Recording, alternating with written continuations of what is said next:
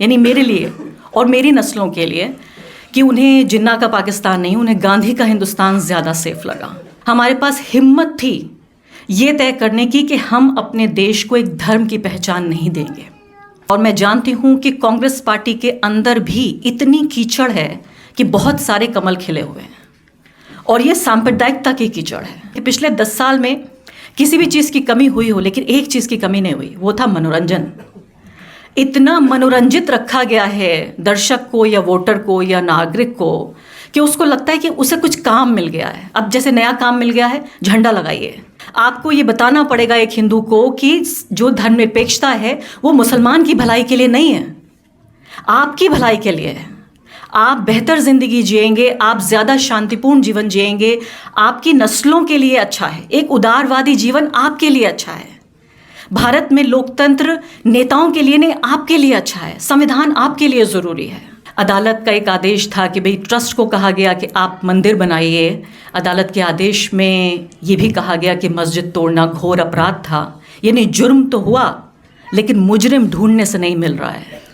उसी आदेश में ये भी कहा गया कि जब आप मंदिर बनाएंगे तो 5 एकड़ जो आपको रहम खा के ये ज़मीन दी गई, उस ज़मीन पर एक रहम की या एक तरस की एक मस्जिद भी बना दीजिए। उस मस्जिद की कोई ईंट नहीं रखी गई, उसका कोई नक्शा नहीं है। अभी ये भी पता नहीं है। आमंत्रित करने के लिए सबसे पहले आपका दयाशंकर जी। मैं कहना तो ये चाहती हूँ कि बहुत देर कर दी मेहरबान आते आते, सिर्फ 2 महीने पहले आप आए, लेकिन मैं कह ये सकती हूँ कि देर आयत दुरुस्त आयत। आप कम से कम आए और इस दुनिया में, वो दुनिया जहाँ अधिकार हैं, जहाँ आज़ादी है, जहाँ आप वो हो सकते हैं जो एक मानव को जिसके लिए पैदा किया। Welcome to this world and welcome to our world.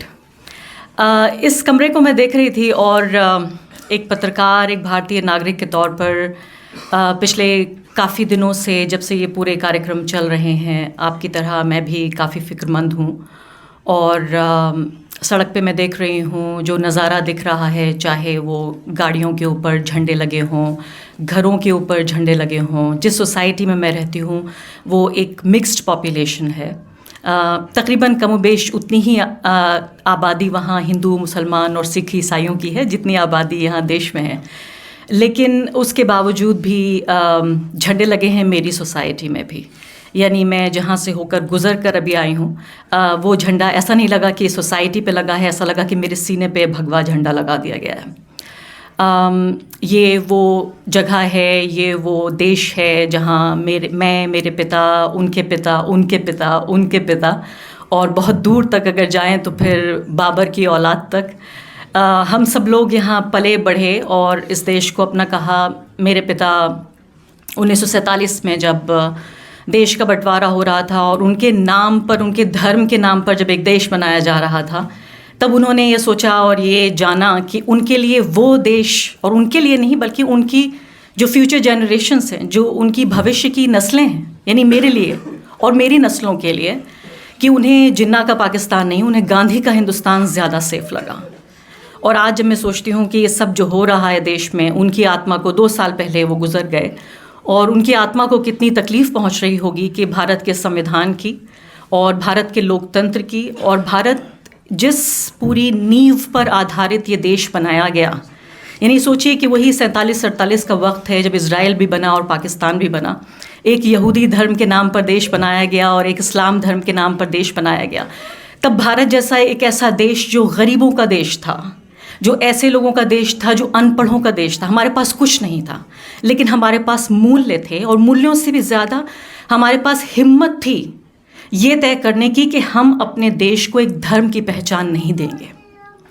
आज जबकि भारत के पास सब कुछ है, भारत, मैंने सुना है कि जब नरेंद्र मोदी जब तीसरी बार प्रधानमंत्री बन के आ जाएंगे तो हम तीसरी दुनिया की सबसे बड़ी आर्थिक ताकत भी बन जाएंगे, लेकिन भारत अपनी पूरी हिम्मत गंवा बैठा है। इतने छोटे मन और इतने छोटे मस्तिष्क और उसका सीना जो है, मतलब कहा जाता है कि 56 इंच का सीना है, लेकिन दिल बहुत छोटा है हमारे प्रधानमंत्री का। और ऐसे ही वो हमें, हमारा जो देश है उसे बना देना चाहते हैं कि आज जो हमारी हिम्मत है और हौसला है वो पूरे तरीके से टूट रहा है कि आज हम ये कहते हैं कि हमारा गौरव तब हमें प्राप्त होगा जब इस पूरे देश को एक हम धर्म की पहचान दे देंगे।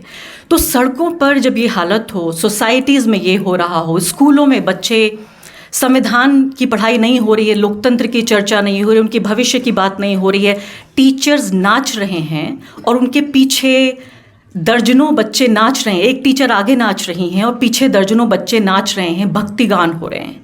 एक ऐसा वक्त जहां संसद जो है वो हमारा धर्म की धुरी पर घूम रहा हो, यानी संसद में धर्म का पूरे तरीके से प्रवेश हो चुका हो, मंदिरों में राजनीति हो रही हो और टीवी चैनलों पे रामलीला चल रही हो, और जो हमारे कॉमेडियंस हैं और सैटारिस्ट हैं वो पॉलिटिकल कमेंट्री कर रहे हों और नेटफ्लिक्स पे पॉलिटिकल एपिसोड्स चलाए जा रहे हों, तो समझ में नहीं आता कि आखिर क्या हो रहा है।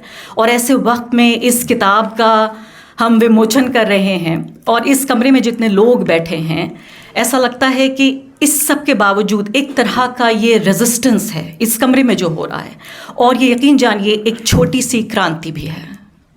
तो बहुत बहुत शुक्रिया सबसे पहले आपको ये किताब लिखने के लिए, हम सबको यहाँ बुलाने के लिए और एक ऐसे वक्त में बुलाने के लिए जिससे कुछ ही घंटों दूर हैं हम, ऐसे वक्त में जब भारत को एक नई आज़ादी मिलने वाली है और भारत में जो उस वक्त के जो क्रिमिनल्स होते थे जिन्होंने मस्जिद तोड़ी, आज वो इस वक्त के फ्रीडम फाइटर्स हैं, स्वतंत्रता संग्रामी हैं।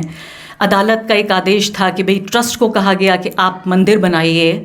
अदालत के आदेश में ये भी कहा गया कि मस्जिद तोड़ना घोर अपराध था, यानी जुर्म तो हुआ लेकिन मुजरिम ढूंढने से नहीं मिल रहा है। उसी आदेश में ये भी कहा गया कि जब आप मंदिर बनाएंगे तो 5 एकड़ जो आपको रहम खा के ये ज़मीन दी गई, उस ज़मीन पर एक रहम की या एक तरस की एक मस्जिद भी बना दीजिए। उस मस्जिद की कोई ईंट नहीं रखी गई, उसका कोई नक्शा नहीं है, अभी ये भी पता नहीं है, मुझे कोई दिलचस्पी नहीं है उस मस्जिद में, लेकिन चूंकि बार बार ये कहा जाता है कि ये बहुत वैध तरीके से काम हो रहा है, कानूनी तरीके से काम हो रहा है, तो इसलिए भी यहाँ ये बताना बहुत ज़रूरी है कि ना तो ये वैध है ना ये कानूनी है। अगर ऐसा होता तो जो कोर्ट के सबसे अहम पहलू थे वो ये था कि अग्रीजियस क्राइम यहाँ पे हुआ है, यानी घोर अपराध हुआ। तो अपराध हुआ, अपराधी नहीं मिल रहा है। मंदिर बनाना था तो मस्जिद भी बनानी थी, लेकिन मंदिर बनाने को लेकर देश का एक ऐसा नेता जिसको 140 करोड़ लोगों ने चुनकर भेजा, वो नेता अपने को सिर्फ एक धर्म का नेता मानकर और जानकर बहुत खुशी से वो घूम रहा है, वो कर रहा है जो उसको करना है, सिवाय उसके कि जो उसका काम है। टीवी चैनल्स, न्यूज़ चैनल्स, मैंने सुना था 92 में मेरी उम्र करीब 11-12 साल की थी और मैं पत्रकारों से सुना करती थी कि उस वक्त पत्रकार कार सेवकों में तब्दील हो गए थे और हिंदी मीडिया हिंदू मीडिया बन गई थी। मुझे बिल्कुल अफसोस नहीं है कि उस वक्त मेरी उम्र कम थी और मुझे पता नहीं था, मैंने टीवी नहीं देखा। आज के दौर में मैं देख रही हूँ वो कार सेवक तो नहीं, लेकिन भक्ति काल जो चल रहा है हमारी पत्रकारिता का, वो एंकर्स जो कहती हैं कि मैं महिला एंकरों की बात कर रही हूँ यहाँ पे, जो कहती हैं कि हम विकसित भारत, प्रगतिशील भारत और आधुनिक भारत की तस्वीर हैं। इस कदर के वो भारतीय परिधान नहीं, कोट पैंट पहन के आस्तीन चढ़ाते हुए न्यूज़ रूम में आती हैं और पुरुषों जैसी भाषा बोलती हैं, क्योंकि उनको ये लगता है कि महिला होने से वो कमज़ोर हो जाएंगी, पुरुषों जैसी भाषा बोलती हैं। आज वो बड़े बड़े तिलक लगाकर श्लोक पढ़ रही हैं। और ये समझिए कि ऐसे वक्त में, यानी ये मंदिर का पूरा जो काम चल रहा है ये ऐसे वक्त में भी चल रहा है जबकि इत्तेफाक से आप देखिए कि नरेंद्र मोदी 10 साल पूरे कर रहे हैं। और 10 साल मुझे लगता है कि एक किसी देश के लिए, एक समाज के लिए, लोकतंत्र के लिए, एक व्यक्ति के लिए भी एक बड़ा, एक तरह से मील का पत्थर होता है। किसी भी देश की मीडिया होती और ख़ासकर एक ऐसा मीडिया, आप सोचिए कि जो मानवता का विकास है, जो ह्यूमन डेवलपमेंट है, उसमें हमेशा बताया गया कि 2 एक बड़े बाधाएं आती थी। एक तो ये था कि ट्रांसपोर्टेशन का अच्छा सिस्टम नहीं था और दूसरा था सूचना का प्रसार। आज हमारे पास दोनों है, लेकिन ट्रांसपोर्टेशन तो चलिए दूर की बात है, तमाम तरह की ट्रेनें और वो सब चल रही हैं, लेकिन सूचना का जो पूरा ये धंधा है, हमारा जो कारोबार है, इसमें हज़ारों लाखों पत्रकार काम ये नहीं कर रहे हैं कि लोगों तक सूचना पहुंचाएं। उनका मैंडेट ये है कि किसी तरह से लोगों तक सूचना ना पहुंच जाए। सबसे ज़्यादा शर्म और अफसोस की बात है कि उन्होंने पूरा जो मानवता का विकास था, ये सिर्फ भारत की बात नहीं, और भारत में दुनिया के सबसे ज़्यादा जो वाइब्रेंट मीडिया स्पेसेस हैं उनमें से मैं भारत को आंकती हूँ। और भारत का जो लोकतांत्रिक विकास हुआ, हमारे समाज का जो विकास हुआ, उसमें सबसे बड़ी चीज़ जो गौरवशाली हमारा पूरा इतिहास है, उसमें ये भी है कि यहाँ मीडिया का बहुत अच्छा स्पेस है। आज उस पूरे मीडिया को, जिसे हमें पूरा तानाशाही हम सिस्टम कह रहे हैं, ताना और शाह मिलकर किस तरीके से ये पूरा तंत्र तैयार कर रहे हैं कि पूरे तरीके से जो हमारे पत्रकार हैं वो ऐसे भक्तों में तब्दील हो गए। एक छोटा वीडियो मैंने देखा जिसमें किसी ने कहा कि कंबल पत्रकारिता है। तो क्या हुआ कि ठंड इतनी है वहाँ अयोध्या में कि कंबल ओढ़ कर पत्रकार पीटीसी कर रहे हैं। तो ये कंबल पत्रकारों ने नहीं ओढ़ रखा है, ये कंबल जनता को ओढ़ाया जा रहा है ताकि वो बेरोजगारी की बात ना करें, महंगाई की बात ना करें, ताकि वो अपनी तकलीफ़ों को भूल जाएं। मेरे एक दोस्त हैं, बड़ी धार्मिक हैं, वो मेरी बहुत करीबी दोस्त हैं, दामिनी यादव। उन्होंने मुझे बताया कि वो किसी ऑटो रिक्शा में जा रही थीं और ऑटो रिक्शा वाले से जिक्र हुआ कि भाई क्या बात है कि बड़ा परेशान हूँ, बच्चे की फ़ीस नहीं दे पा रहा हूँ। तो उन्होंने कहा कि वो अक्सर उनकी मदद किया करती हैं। तो उन्होंने कहा कि ठीक है, ये बात सही है। फिर उन्होंने बताया कि लेकिन ठीक है, लेकिन ये तो देखिए इस तरफ तो मोदी जी मंदिर बना रहे हैं, ये तो बड़ी खुशी की बात है। तो उन्होंने कहा कि ऑटो ड्राइवर ने कहा कि हाँ, मंदिर बन रहा है, ये खुशी की बात है, मैं कुछ नहीं कर पाऊंगा तो मंदिर की सीढ़ी पर भीख मांग लूँगा। तो जहाँ अगर ये सेंटिमेंट हो तो आप ये बताइए कि बहस शुरू कहाँ से की जाए और ये बहस ख़त्म कहाँ पर हो। आज हमें ये बताया जा रहा है कि भारत इतना बड़ा विश्व गुरु बन गया है, जहाँ पर रूस और यूक्रेन के बीच युद्ध मोदी जी ने 3 घंटे के लिए रुकवा दिया ताकि जो स्टूडेंट्स हैं उनको सेफ पैसेज मिल सके। तो वो युद्ध रुकवा सकते हैं रूस और यूक्रेन का, लेकिन मणिपुर में 200 से ज़्यादा लोग मर गए, हमारी माताओं बहनों को निर्वस्त्र नंगा घुमाया गया। कश्मीर के जो बदतरीन हालात हैं, हमारे किसान 700 मारे गए, जो पहलवान हैं, जो बाकायदा महिला सशक्तिकरण की पहचान है, उनके साथ, उनकी आबरू के साथ किस तरह का खिलवाड़ हो रहा है, वो सब मोदी जी नहीं रोक पा रहे हैं। लेकिन वो रूस और यूक्रेन के बीच वो युद्ध रोक पा रहे हैं। मैं तो कहती हूँ कि सरकारों का काम होता है प्रोपेगेंडा करना। वो प्रोपेगेंडा पिछली सरकारें करती रहीं, ये सरकार थोड़ा अच्छा करती है, इसका प्रोपेगेंडा में एक्सपर्टीज़ है। यहाँ मुश्किल ये है कि यहाँ एक ऐसी आबादी तैयार हो गई है जो इस प्रोपेगेंडा पे यकीन करना चाहती है। आज इस किताब को जब आप पढ़ेंगे तो ये किताब राहुल गांधी की तस्वीर के साथ आपको मिलेगी, लेकिन इस किताब की जो कहानी है, जो इस किताब का मर्म है, मेरी नज़र में 2 चीज़ें हैं। पहली बात यह है कि भारत की मीडिया ने भारत के लोकतंत्र की हत्या कैसे की, ये सबसे बड़ी बात है। और इस हत्या के लिए न्यूज़ रूम का भगवाकरण कैसे हुआ, और ये दोनों एक दूसरे के पूरक हैं, एक के बिना दूसरा संभव नहीं था। इस न्यूज़ रूम के भगवाकरण की गवाह आपकी ये छोटी सी पत्रकार भी रही है। ये बहुत पहले शुरुआत हो चुकी थी। इसकी शुरुआत नरेंद्र मोदी ने आके, जो हमारी सांप्रदायिकता थी, जो समाज और राजनीति में जो इस वक्त फल फूल रही है, और जो खेती कांग्रेस पार्टी के समय जो बीज बोया गया था, उसका जो फसल है वो अब काटी जा रही है। उस वक्त सिर्फ ये था कि ढक के, छिप के, थोड़ा शर्म के साथ, कंबल ना उड़ाकर तो स्कार्फ ओढ़कर सांप्रदायिकता हुआ करती थी। मेरे जैसे पत्रकारों ने महसूस की है, आज वही स्कार्फ कंबल बन चुका है। तो वही फ़र्क है कि उन्होंने आके इसी सांप्रदायिकता को फैशनेबल बना दिया है। ये जो पूरे 20 साल की कहानी जो उन्होंने अपनी ज़िंदगी और अपनी पत्रकारिता के ज़रिए लिखी है, ये बहुत अहम किताब है इस पूरे प्रोसेस को समझने के लिए। अभी आपने एक बहुत अहम बात कही, आपने कहा कि राहुल गांधी जब बोलते हैं तो मेरे भी बहुत ही वेल मीनिंग मेरे जो जर्नलिस्ट फ्रेंड्स हैं वो कहते हैं कि ये बड़ी एनजीओ की भाषा है, लोकतंत्र की रक्षा करेंगे, लोगों को अधिकार देंगे, उनकी आज़ादी बरकरार रखेंगे, मोहब्बत की दुकान और विभाजनकारी राजनीति नहीं होनी चाहिए। अब कह रहे हैं न्याय यात्रा करेंगे। ये सब क्या है? ऐसे क्या चुनाव जीते जाते हैं? आप ये सोचिए कि वेल मीनिंग लोग, और ये बात सच है कि जब हमारा ज़मीर मर जाता है तब हम ये समझते हैं कि हमें एक मक्कार और एक बहुत ही शातिर और एक ऐसा व्यक्ति जिसके अंदर कोई मूल्य ना बचे हों, जो बेज़मीर आदमी हो, वही आदमी देश को चला सकता है। और अगर आप इंसान के तौर पे बहुत अच्छे हैं तो आप नालायक हैं। आप इस लायक नहीं है कि आपके हाथ में बागडोर दे दी जाए। मैं अभी 24 घंटे पहले ही केरल से लौटी हूँ और इत्तेफाक से मैं कैलीकट गई थी तो थोड़ा और दूर निकल गई, वायनाड तक चली गई, राहुल गांधी की कंस्टिट्यूएंसी में होके आई। कोई ऐसा दुकानदार बाकी नहीं है जिसके पास एक राहुल गांधी की कहानी ना हो, कि राहुल गांधी आए, यहाँ बैठे, उन्होंने चाय पी, उन्होंने बातचीत की। और ये खबर आप में सब कुछ लोग जानते, मैं नहीं जानती थी। मैंने आज तक किसी अखबार में और मैंने कभी किसी टीवी चैनल पे ये खबर नहीं देखी कि राहुल गांधी अपनी कंस्टिट्यूएंसी में हर पहले, मतलब ये सोचिए 5-6 हफ्ते में मुझे पता चला कि वो वहाँ जाते हैं और लोगों से बातचीत करते हैं। तो ऐसा व्यक्ति, एक तरफ ऐसा व्यक्ति है कि अपनी माँ से मिलने जाता है तो कैमरा लेके जाता है, दूसरी तरफ एक ऐसा व्यक्ति है जो खुद की पॉलिटिकल एक्टिविटी जिसको उसको पब्लिसाइज करना चाहिए वो उसको पब्लिसाइज नहीं कर रहा है। तो एक तरफ इतना अक्लमंद व्यक्ति और दूसरी तरफ इतना बेवकूफ़। तो जिस शातिर और मक्कार और बेज़मीर नेता की तलाश है इस देश को, उन लोगों को भी जो वेल मीनिंग लोग हैं, जो कम्युनल नहीं है, जो फाशिस्ट नहीं है, अगर वो ये कहते हैं कि ये व्यक्ति इस लायक नहीं है। लेकिन मैं आपको आज ये बताना चाहती हूँ, भारत में ऐसे करोड़ों लोग हैं जिनकी आज भारत में ये आस्था अभी भी बनी हुई है कि यहाँ एक ऐसा नेता है जो भारत को दोबारा एक लोकतंत्र और धर्मनिरपेक्षता, उदारता के रास्ते पर ले जाना चाहता है।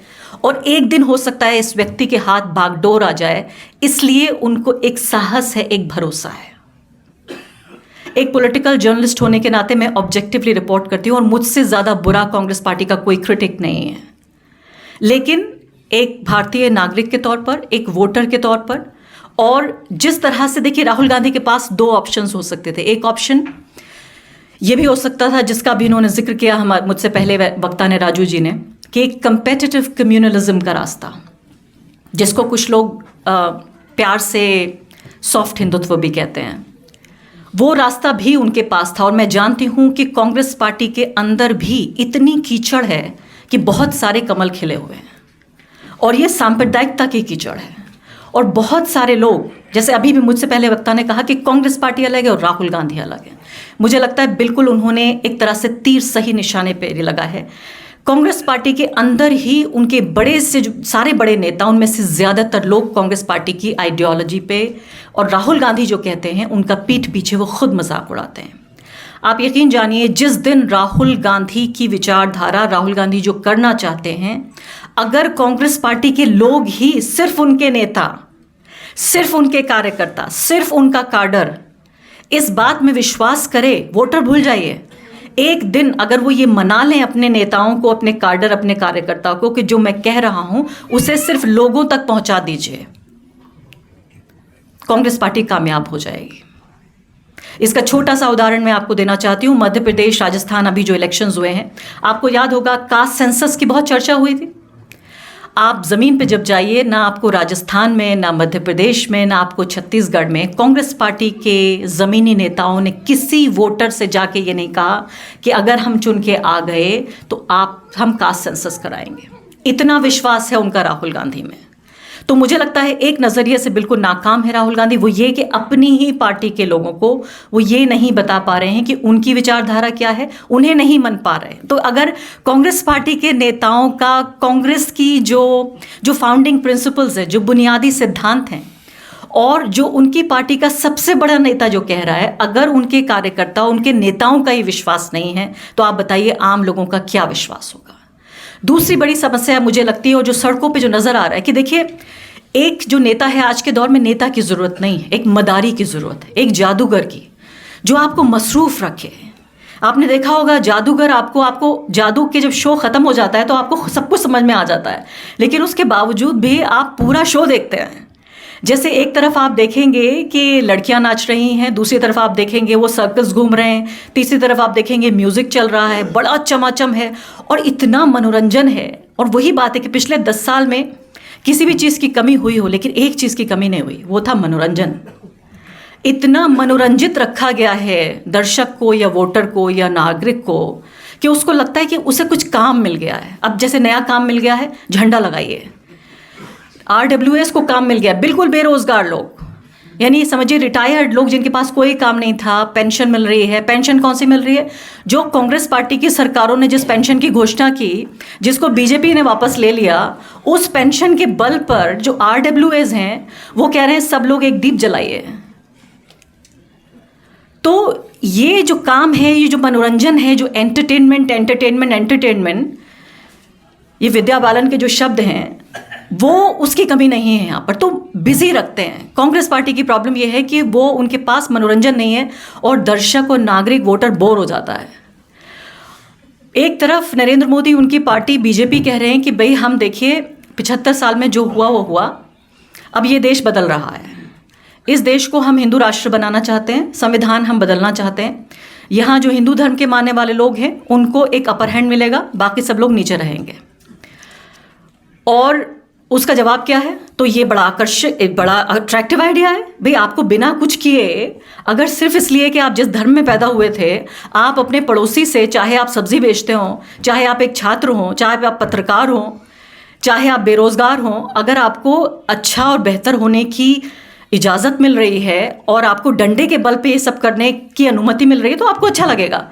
एक तरफ ये अट्रैक्टिव आइडिया है कि देखिए 75 साल में जो नहीं हुआ वो अब होगा। दूसरी तरफ कांग्रेस पार्टी क्या कह रही है? दूसरी तरफ कांग्रेस पार्टी ये कहती है हम आपको वही पुराना देश देंगे जो 75 साल से चल रहा है। तो गरीब हिंदू, गरीब आदमी क्या सोच रहा है? वो सोचता है कि भाई देखिए मेरे लिए, मेरे बाप के लिए, मेरे दादा के लिए, मैं भी गरीब हूँ, मेरे बाप भी गरीब थे, मेरे दादा भी गरीब थे, उनके पिता भी गरीब थे, कम से कम मेरा बेटा तो अमीर हो जाएगा। तो आप वही पुराना घिसा पिटा मॉडल बेचना चाहते हैं जो 75 साल से काम नहीं कर रहा है। यहां भरपूर मनोरंजन के साथ, पूरे पैकेज के साथ आपको एक पॉलिटिकल पार्टी ये कह रही है कि आपको एक नया देश देंगे। तो फिर क्या सोचता है वोटर? वोटर कहता है कि एयरटेल काम नहीं कर रहा मेरे लिए, मैं वोडाफोन का कनेक्शन लूंगा। यहां हमें, हमारे समाज को, इस ऑपोजिशन पार्टी को, मेरे जैसे पत्रकारों को भी, we need a new language. अगर हमें इस देश को बचाना है, संभालने संवारने की तो दिन बहुत दूर है, अभी मैं तो कह रही हूं सिर्फ बचाना है इस संविधान को, इस देश को। We need a new language, a new vocabulary. हमें एक नई शब्दावली चाहिए। बात वही करनी है। देखिए इंसानियत के उसूल नहीं बदल जाएंगे। आपको ये बताना पड़ेगा एक हिंदू को कि जो धर्मनिरपेक्षता है वो मुसलमान की भलाई के लिए नहीं है, आपकी भलाई के लिए है। आप बेहतर जिंदगी जिएंगे, आप ज़्यादा शांतिपूर्ण जीवन जिएंगे, आपकी नस्लों के लिए अच्छा है। एक उदारवादी जीवन आपके लिए अच्छा है। भारत में लोकतंत्र नेताओं के लिए नहीं, आपके लिए अच्छा है। संविधान आपके लिए ज़रूरी है। एक दलित नागरिक को कभी भी ये बताने की ज़रूरत नहीं पड़ती है कि संविधान उसके लिए कितना अहम है, क्योंकि वो समझता है कि उसके अस्तित्व के केंद्र में ये संविधान है। लेकिन एक अपर कास्ट को ये समझा दिया गया है कि इस संविधान में दी गई जो बराबरी है और जो आज़ादी है उसके लिए नुकसानदेह है। मैं ये नहीं कह रही हूँ कि भारत के मुसलमान ख़ास तौर पे बहुत ज़्यादा धर्मनिरपेक्ष हैं और इसीलिए वो बहुत भले हैं। धर्मनिरपेक्षता माइनॉरिटी के लिए, बराबरी के लिए एक तरह की गारंटी है, एक तरह की राहत है, और इसलिए उसे लगता है कि उसके अस्तित्व के लिए अहम है। इसलिए मैंने कहा कि जब संविधान की बात होती है तो जो कमज़ोर तबका है, चाहे वो मुसलमान हो, चाहे वो दलित हो, चाहे वो किसान हो, चाहे वो मजदूर हो, चाहे वो महिलाओं हों, ये तमाम चीज़ें जो हमारे अधिकार और आज़ादी है, हम इतनी छोटी बात भी नहीं बता पाए हैं हमारे नागरिकों को कि ये राज्य के खिलाफ अधिकार, हमारे राज्य के खिलाफ हमें मिल रहे हैं। यानी राज्य तो ये चाहेगा ही कि हमारे अधिकारों और हमारे जो हमारी छाती है, हमारा सीना है, उस पर बुट लेके चले। लेकिन संविधान ये गारंटी देता है कि हमें अधिकार मिले। मुझे लगता है कि नए सिरे से यहाँ इस कमरे में बैठे हुए लोग, हम सब की, एक एक की, और सबसे बड़ी जिम्मेदारी मैं अपने ऊपर लेती हूँ। हमारी सबकी जिम्मेदारी है कि एक नई शब्दावली हम ईजाद करें, हम ऐसी बात करें जो मन को भाए। मैं यहाँ ये नहीं कह रही हूँ कि हम एंटरटेनर्स बन जाएं और उन टीचर्स की तरह स्कूलों में नाचने लगें और तमाम चीज़ें करने लगें, लेकिन मुझे लगता है कि भारत के और भारतीयों के मन को टटोलने की ज़रूरत है और लोकतंत्र में उस पूरे प्रोसेसेस को समझने की ज़रूरत है। मसरूफ़ रखिए एक ऐसी चीज़ में। कभी भी आप देखिए यूके, यूएस में इतना सेंसिटिव मामला है, आप ज़रा सा भी राइट्स की बात कीजिए, अधिकारों की बात कीजिए, आज़ादी की बात कीजिए, आप फेमिनिज़म की बात कीजिए, वहाँ हेल्थ पर, फेमिनिज़म पर, राइट्स पर, आज़ादी पर बाकायदा वोट डाले जाते हैं, क्योंकि वो लोग कामयाब तरीके से अपनी जनता को ये बता पाए हैं कि ये उनके लिए अहम है। अब आखिरी एक दो बातें और उसके बाद मैं अपनी बात ख़त्म करूंगी कि इस पूरे जो स्ट्रक्चर को समझने की बात थी, और राहुल गांधी जो कि इस किताब के केंद्र में भी हैं। यहाँ पर एक ब्रीफली आपने राजू जी इस बात का जिक्र किया, मैं थोड़ा सा इसको बड़ा करके बताना चाहती हूँ कि जो बिजी रखा गया है नागरिक को, वो सिर्फ इसलिए नहीं क्योंकि वो कुछ बनाना चाहता है, इसलिए भी क्योंकि हिंदू राष्ट्र की स्थापना के लिए उस राष्ट्र के दुश्मन बहुत ज़रूरी हैं। उन दुश्मनों में कौन कौन है? उन दुश्मनों में भारत के मुसलमान हैं, भारत के ईसाई हैं, भारत के कम्युनिस्ट हैं, उसमें JNU है, AMU है, तमाम इंग्लिश बोलने वाला एलिट है, और उसमें इंडियन नेशनल कांग्रेस भी है। ये तमाम लोग मिलकर एक ऐसा दैत्य बनाते हैं, एक ऐसा दुश्मन जिसके 10 सर हैं, और उसको हर साल दशहरे पर भस्म किया जाना ज़रूरी है। तो रावण के तौर पर तब्दील कर दिया गया है इन लोगों को कि जब तक ये लोग हैं, और आप सोचिए इतनी मक्कारी के साथ ये काम किया गया है कि 10 साल हो गए नरेंद्र मोदी को, यहाँ वो लोग जो कि भक्त बन के सड़कों पर घूम रहे हैं, कंबल उड़ाकर पत्रकारिता कर रहे हैं, भगवा पहन के पत्रकारिता कर रहे हैं, वो लोग नरेंद्र मोदी से 10 साल का हिसाब नहीं मांगते, लेकिन भारत के मुसलमानों से कहते हैं कि 500 साल पहले बाबर ने क्या किया था, इसका हिसाब दो। यानी बाबर के गुनाहों का हिसाब मुसलमानों को देना है, लेकिन चुने हुए नेता को, चुनी हुई सरकार को, संविधान के प्रति, लोगों के प्रति, मीडिया को जवाबदेही नहीं देनी है। तो इसलिए इस मक्कारी के साथ इन दुश्मनों को तैयार किया गया है कि यहाँ भी इस कमरे में जितने लोग बैठे हैं, हम में से हम सबके चेहरों पर रावण का पूरा मुकुट लगा हुआ है, सबके मास्क लगे हुए, हम सब रावण हैं। तो इसलिए हमारी इंडिविजुअल कैपेसिटी में ये सब करना बहुत ज़रूरी है। इस तरह की किताबें बहुत ज़रूरी है। मैं तो सोचती हूँ कि इस तरह की किताबों का एक पब्लिक इवेंट्स होने चाहिए, छोटे छोटे रीडिंग सेशंस होने चाहिए, जहाँ दयाशंकर जी आएँ और हम लोगों के साथ बैठें, गांव देहात में जाएं, कहीं एक गांव में एक चैप्टर पढ़ा जा रहा है, दूसरे गांव में दूसरा चैप्टर पढ़ा जा रहा है, कभी एकदम से ये यूट्यूब लाइव हो जाए, कभी अपने इंस्टाग्राम पे आ जाएं। मतलब किताबें ऐसी ना रहें कि सिर्फ पढ़े लिखे लोगों के लिए एक प्रिविलेज का सिर्फ एक सबब बन जाएं। वो लोग भी किताबें पढ़ने का या सुनने का, आज तो देखिए टेक्नोलॉजी जिसका फ़ायदा और जिसका इस्तेमाल ये टेक्नोलॉजी ये पार्टी बेहतरीन तरीके से करती है। एक और काम इस पॉलिटिकल पार्टी ने बहुत अच्छा किया है, टेक्नोलॉजी का इस्तेमाल। मुझे लगता है कि हम इसमें भी हमें देर हो रही है। वो लोग हमें, जब मैं कहती हूँ तो वो तमाम लोग जो भारत के संविधान और लोकतंत्र में यकीन रखते हैं, हम का मतलब यहाँ BJP कांग्रेस से नहीं है, हर चीज़ रिलेटिव है। यहाँ कांग्रेस पार्टी का बार बार जिक्र हो रहा है, राहुल गांधी का, क्योंकि अगेन जैसे एक रिलेटिविटी है कि एक पार्टी के बरक्स दूसरी पार्टी, एक नेता के बरक्स दूसरा नेता। तो आखिरी बात और आखिरी एक शेर जो कहता है कि कितना भी अंधेरा हो, और इस वक्त बहुत सारे लोगों के लिए दौर भी मुश्किल है, मेरे लिए भी बहुत मुश्किल है। 1992 में मैं एक छोटी सी 11-12 साल की लड़की थी, मेरे टाउन में दंगा हो गया था। मैं अपने एक छोटे से भाई को लेके अपनी जान बचाने के लिए भागी थी, और वही दौर मुझे बार बार लगातार पिछले 10 दिनों से याद आ रहा है, जब ये तमाम सड़कों पर हंगामा हो रहा है। लेकिन ये वक्त इसका नहीं है कि मैं ये कहानियाँ आपके साथ शेयर करूँ, क्योंकि ये सिर्फ मेरी कहानी नहीं है। मैं इसकी नुमाइंदगी कर सकती हूँ, मेरे जैसे लाखों लोग हैं जिन्होंने वो वक्त जिया और वो बदकिस्मत हैं, उनके ऊपर ये श्राप है, श्रापित है मेरे जैसे लोग कि आज हम ये दिन देखने के लिए भी ज़िंदा हैं। 6 दिसंबर 1992 का दिन भी मेरे जैसे लोगों ने सहा था, जिया था। सर्वाइवर्स हैं हम उस ट्रेजिडी के, और आज 22 जनवरी 2024 देखने के लिए भी हम जिंदा हैं। तो इस श्राप को अपने ऊपर लेके चलेंगे और हिम्मत हौसला लेके चलेंगे। मैं समझती हूँ कि वो देश है जहाँ हमारे देश के जो हमारे राष्ट्रपिता हैं, उन्होंने धर्मनिरपेक्षता के लिए अपनी जान दे दी थी। उस व्यक्ति ने अपनी जान कुर्बान कर दी थी। तब भी आसान नहीं रहा होगा, आज भी आसान नहीं है, 50 साल बाद भी आसान नहीं होगा। हल्का किए बैठे रहो इस शमा को यारों, हल्का मतलब घेरा बना के बैठे रहें। हल्का किए बैठे रहो इस शमा को यारों, कुछ रोशनी बाकी तो है, हर चंद के कम है। बहुत बहुत शुक्रिया।